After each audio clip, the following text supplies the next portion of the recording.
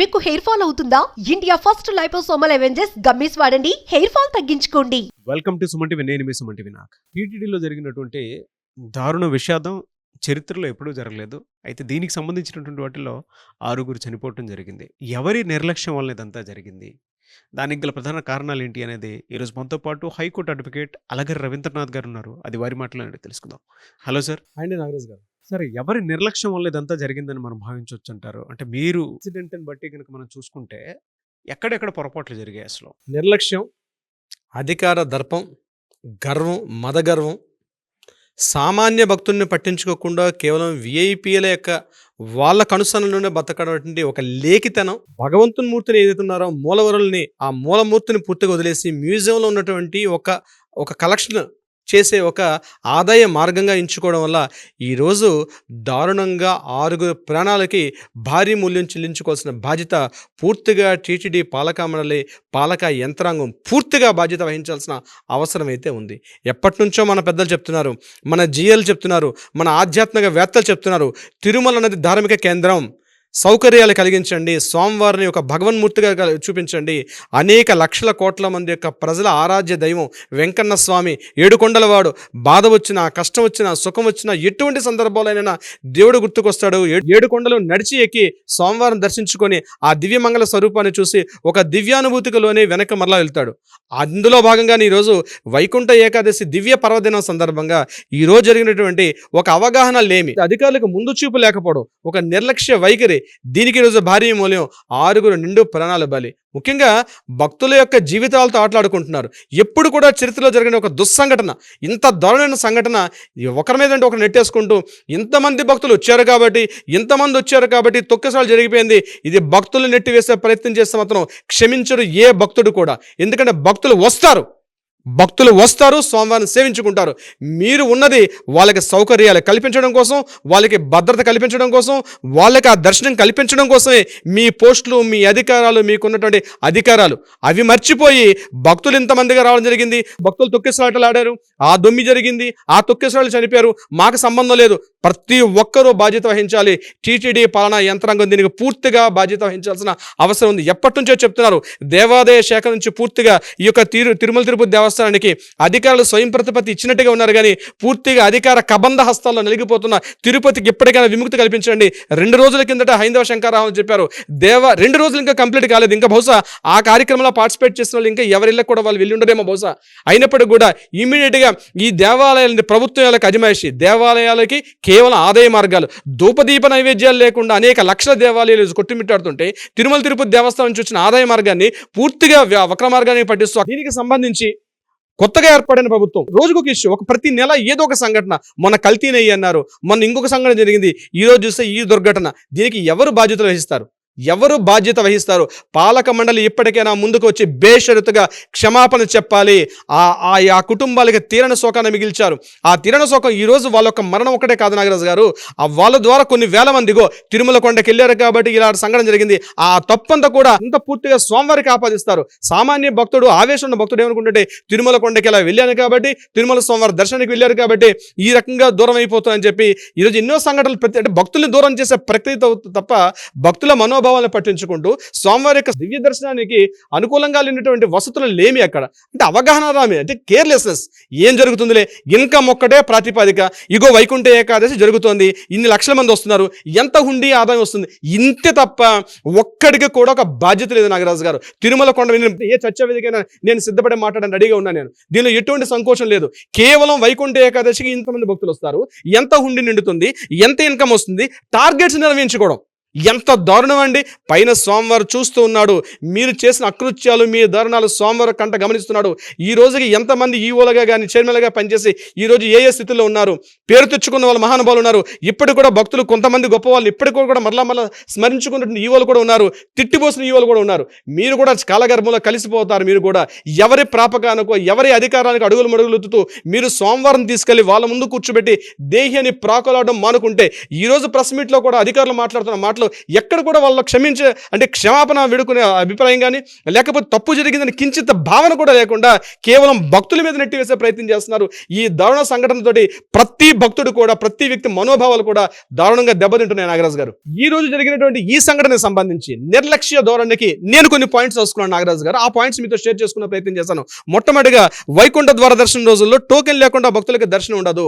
దర్శనానికి ఖచ్చితంగా టోకెన్ ఉండాలి. టోకెన్ లేకుండా దర్శనం కలగదు. ఈ 3 రోజులు మీకు దర్శనమే లేదు, ఖచ్చితంగా టోకెన్ తీసుకోవాలి అని చెప్పినటువంటి ఏదైతే వార్త ఉందో సోషల్ మీడియాలో విస్తృత ప్రచారం చేసి భక్తులకి మేము సోమవారం దర్శనం చేసుకోవాలి, సో టికెట్ తీసుకోవాలి, ఆ టోకెన్ తీసుకోవాలని ఆతృతలో వాళ్ళు ఎక్కడ అనేక దూరం నుంచి, అనేక వందల కిలోమీటర్ల దూరం నుంచి వాళ్ళు ప్రయాణం కట్టుకొచ్చి ఈ రోజు ఈ దుస్థితి కారణం అవడానికి ఇది కారణం. నెంబర్ 1 పాయింట్గా. నెంబర్ 2 పాయింట్, పోలీస్ అధికారులకి, పోలీస్ యంత్రాంగానికి, కింద పనిచేసిన కానిస్టేబుల్కి, అధికారులు మెయిన్ అధికారులకి ఎవరికి మధ్య సమన్వయ లోపం.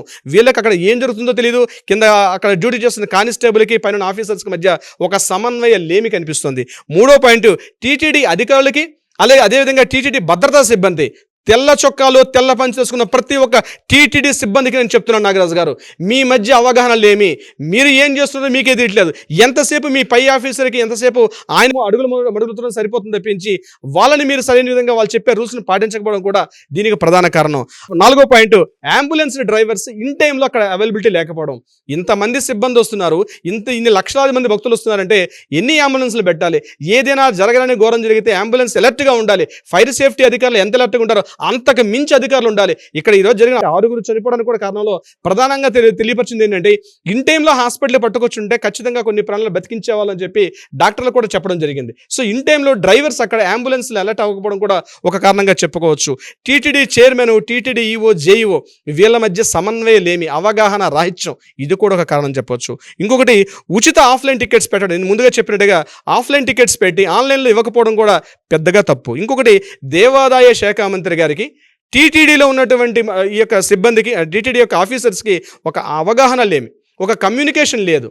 వాళ్ళ డిపార్ట్మెంట్స్, వాళ్ళ కలెక్షన్ ఏజెన్సీ వీళ్ళందరూ కూడా ఎంత కలెక్షన్ వస్తుందో చూసుకోవడం తప్పించి, అరే ఇంత పెద్ద కార్యక్రమం జరగబోతుంది, ఇన్ని కోట్ల జనాలు వస్తున్నారు, వీటి కోసం అందరూ కూర్చొని ఒక సమన్వయంగా మాట్లాడుకునే దేవాదాయ శాఖ మంత్రి చొరవ చూపించకపోవడం కూడా ఒక కారణం.